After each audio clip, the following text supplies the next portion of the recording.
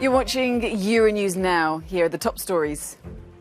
Sri Lankan lawmakers tap up six-time Prime Minister Ranil Wickremesinghe as president, a move that risks provoking more turmoil in the country. Another brutal day of extreme heat. Wildfires continue to burn across Europe as the UK records its hottest ever day. Mario Draghi's moment of truth. Will Italy stick or shift? The Prime Minister battles to save his job in an address to Parliament. Six-time Prime Minister Ranil Wickremesinghe was chosen as president by the Sri Lankan Parliament on Wednesday, beating two rivals to the position. He'll succeed ousted leader Gotabaya Rajapaksa, who fled the country due to growing political turmoil on the island. The former president appointed Wickremesinghe as Prime Minister in May, hoping he'd be able to bring stability to the country struck by economic crisis. After Rajapaksa's resignation, Wickremesinghe took over as acting president. His latest vote risks inflaming tensions among those already dissatisfied with the political leadership.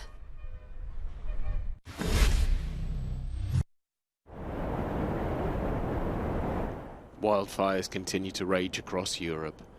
A blaze on the outskirts of Athens has forced people to evacuate.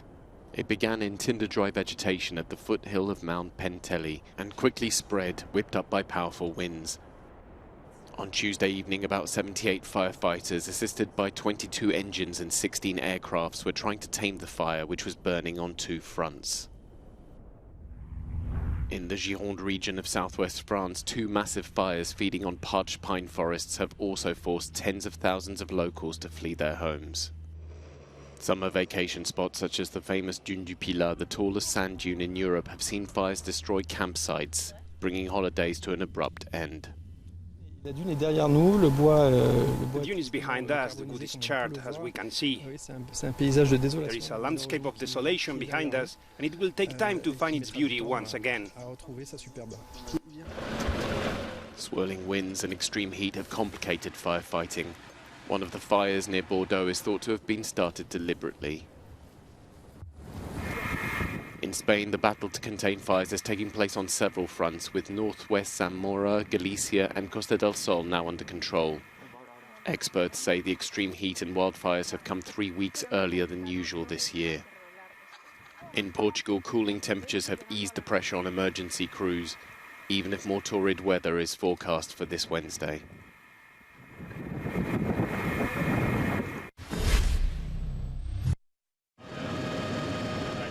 Flames engulfed several homes on the outskirts of London. On the day, temperatures in the UK exceeded 40 degrees Celsius for the first time since records began. The images have shocked policymakers and the public as buildings had to be evacuated after a grass fire spread to the properties. An unknown number had to be taken to hospital, some suffering from smoke inhalation. But it wasn't the only blaze. There were numerous emergency calls to tackle fires in and around the capital, including the one at Wennington. London's fire brigade was forced to declare a major incident. Well, I was sunbathing in my garden and then a massive black cloud come across. I looked up, that side of Wellington was on fire, and within an hour it spreads all the way to our house. So we've got a field outside our house that's on fire. All of our cars have gone. Several grassland areas in the southeast of England have caught fire, billowing smoke over major roads. The authorities are urging people to be vigilant and not to have barbecues as a precaution.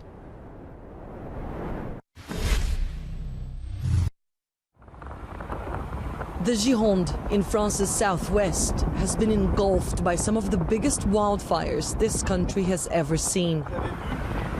Did you see, since we left, the number of kilometers we drove where both sides are burned? It gives you an idea of the affected surface. It's huge for us. And what you have to understand is that there is not one fire, there are at least two.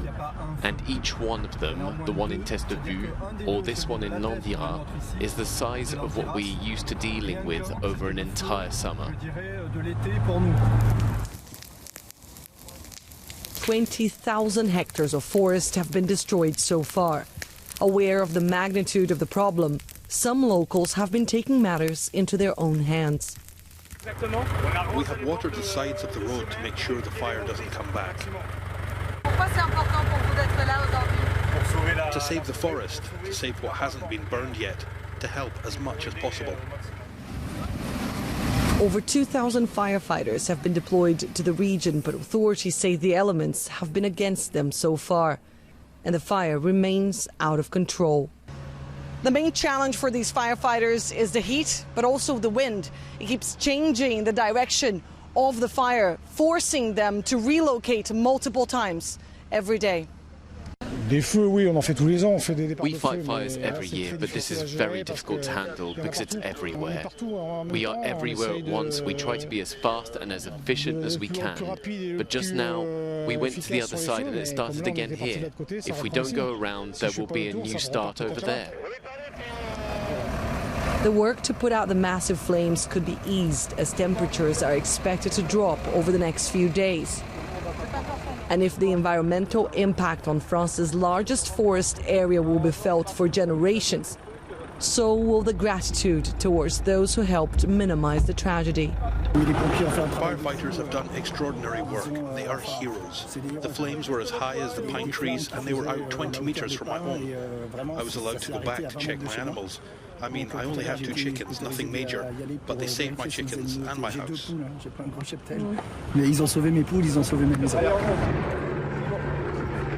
Annalise Borges in the Gironde in the southwest of France for Euronews.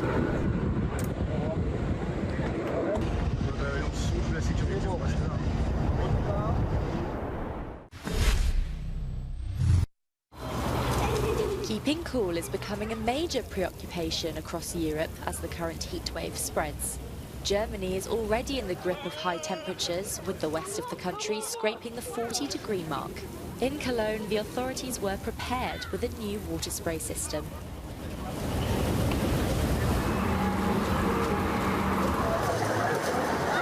In the Netherlands, people flocked to Hague Beach as temperatures reached record levels. The country has just recorded its 3rd hottest day ever. Experts blame climate change for this latest heat wave and warn worse is in store in years to come. In Madrid, there's been a reminder of the dangers excessively hot weather can bring. A second public worker has died from heat stroke, triggering an intense debate in Spain about working conditions under extreme temperatures. In the UK, the heatwave is disrupting rail travel. As the country faced its hottest ever day, all trains are cancelled from London's King's Cross station, leaving travellers stranded. I find that all the trains are cancelled due to heat, which I don't get it. They got trains in Australia, they work. What's the problem here? Meanwhile, Belgian zoos are handing out ice lollies to the inmates. It's part of special measures including frozen food and extra showers to protect the animals.